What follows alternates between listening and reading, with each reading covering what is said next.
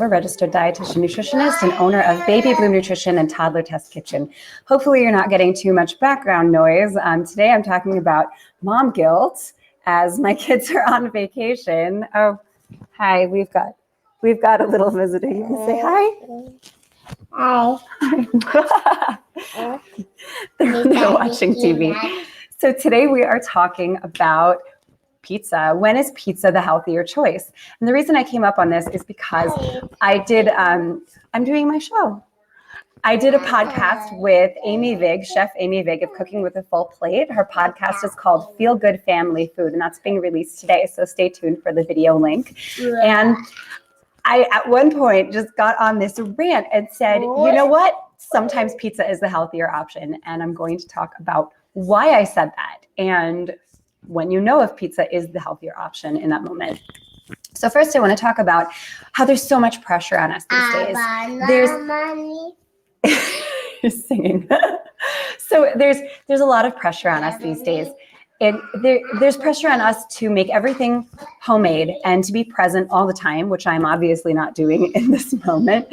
And there's pressure to make everything from scratch. There's pressure to make everything without added food colors, without sugars, without et cetera, dairy or gluten or whatever it is in that moment. And we are bombarded with something different, it seems, in every moment. But there's this constant pressure for us to be so much. And by the way, you're also supposed to be working, possibly from home. And by the way, you're also supposed to be present. You're supposed to be the perfect wife, and you're supposed to keep the house clean. And somehow we all clean for each other. You know, like when you have a play date, you're cleaning the house. So everyone thinks that everyone else's house looks different than it does. And we're all living in somewhat of a mess and serving our kids some amount of processed foods.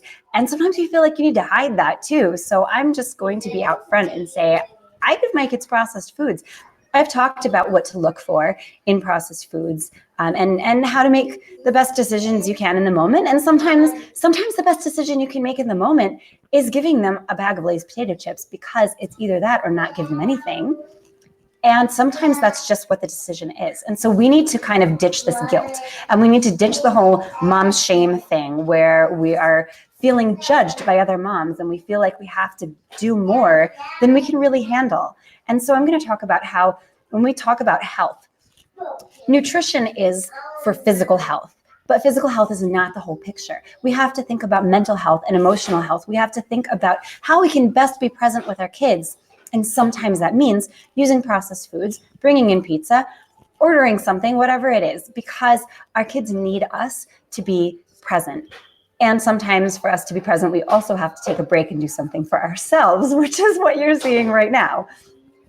So here's the thing. We're kind of split into two camps with this whole debate. And it seems like everyone fits into one camp or the other. You're either making everything homemade, and maybe you're enjoying that, or maybe you're completely stressed out by that. Everyone's different. Or so you're the mom who's doing the homemade hummus and the organic orange slices, or you're the mom who's doing the fruit roll-ups from McDonald's. And guess what? We can be both. We don't have to pick a side. We don't have to subscribe to this idea of black and white. And I'll tell you why you should walk the middle road. Sometimes you have the homemade hummus. I love making hummus. I've got a couple recipes on my blog. And and store-bought hummus is so expensive and homemade is so cheap. Anyway, sometimes you're going to be the fruit roll-up mom, and that's fine. You know what? That's fine. So what are some other ways that we shame each other? Obviously, the breastfeeding versus formula one, that's huge. Everyone's always doing everything wrong with that one. And I did an nap time nutrition that was specifically on the breast is best versus fed is best. And the truth is, they don't contradict each other. It's all about supporting moms for where they are and what they need to do to support their families. That's all both of those ideas are about. And so if we can get on that page where we just choose to build each other up rather than break each other down, then we're going to support the moms who need to do breastfeeding and the moms who need to do formula feeding. And we don't have to pick and choose. We don't have to take a hard line. Preschool versus at home, and private school versus public school, and time out versus time in, and other disciplinary and sleep and nutrition and baby-led weaning versus purees. And everything seems to be black and white, and everything seems to just result in us shaming each other and breaking each other down. So again, we should just concentrate on building each other up, being there to support each other. So guess what? Baked sweet potato fries taste good. And traditional French fries also taste good. So I'm going to take a break now to hear a word from our sponsor. Oh, that's me. Okay, so I'm doing this all on my own and I love doing it, but if you want to show me some love, go to patreon.com/naptime nutrition and you can throw me some support and I'll put the link in the comments. Okay, back to our regularly scheduled program. So when is pizza the healthier choice? And why am I saying pizza? Okay, pizza here is a stand-in for anything that we traditionally consider not healthy. Takeout of any kind, pretty much, or fast food. Okay, so when are these things the healthier choice? Well, when the all-natural, homemade, perfectly balanced meal that in your head should be on your table comes with a side of screaming and guilt and crying and general overwhelm, that means it may not be the healthier choice. We always think of health as physical. It's easy to think of the physical. It's easier to deal with. It's more black and white than other areas of health.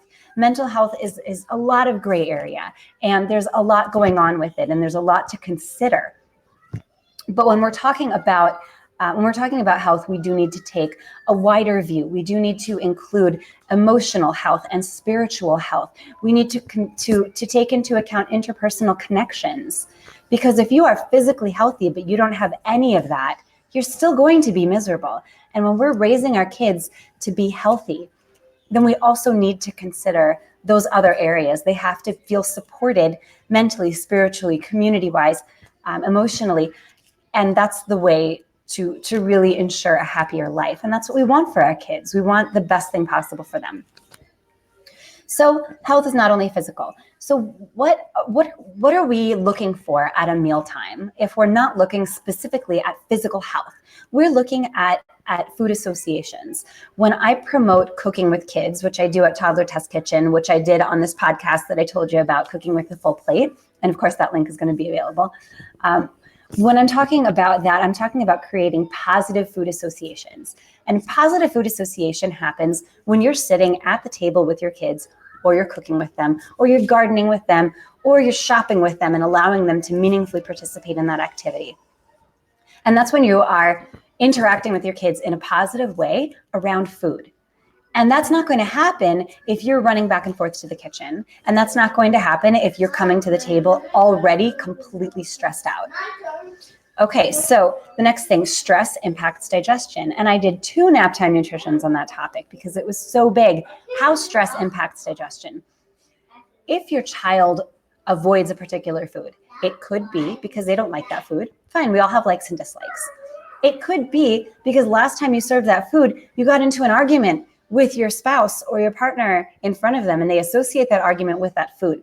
It doesn't sit well. It doesn't digest well. It causes tummy pain, and that's something that they see. That's something they remember when they see that food.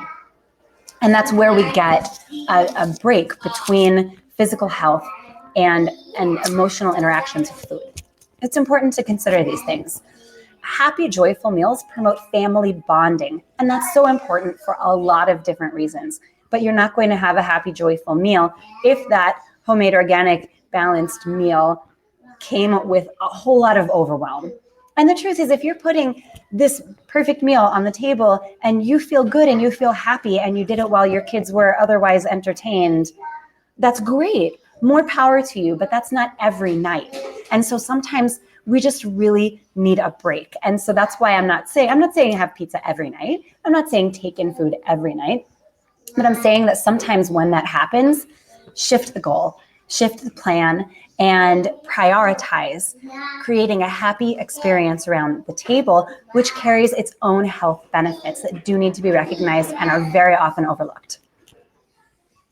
When you're sitting at the table with your kids, you're modeling behavior. And if you're coming to the table already overwhelmed, the likelihood of you modeling behavior that you want them to display, it really goes down. I mean, you're already overwhelmed. So it's much better to come to the table with a clear head. And sometimes that means changing the plan. It's difficult to recover when you're already coming to the table stressed out. So it's really important to model respect and joy and positive interactions over the table. And someone on Instagram today posted about how you can have conversation starters. And their point was that you can have conversation starters with people you know spend a lot of time talking about diet so that you can talk about other things. But you can do this with your kids too, have conversation starters. What's your favorite color?